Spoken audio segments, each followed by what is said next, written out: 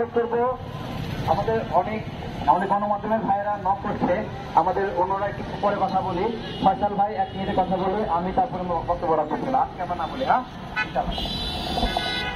আসসালামু আলাইকুম সংগ্রামী উপস্থিতি। বিশ্ববরণদের এখনো ঘুম ভাঙেনি, ওনারা এখনো কম দামে সরিষার তেল পেয়ে নাকে দিয়ে ঘুমাচ্ছে। ওনারা কি চায়?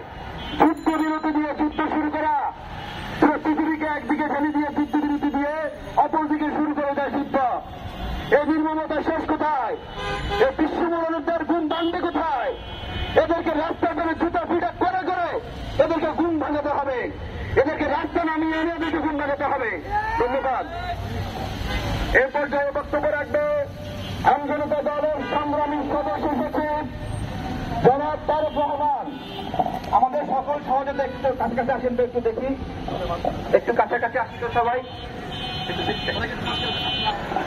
একটু সবাই কাছাকাছি আসি, যারা পিছনে দাঁড়ায় আসি একটু কাছে আসি সবাই, আমাদের সংগ্রামী সহযোগিতা সবাই কাছে আসি, সবাই ছড়ায় যায়, একটু ছড়ায় যায়, কাছে আসি সবাই, আগে একটু আগে আসি সবাই।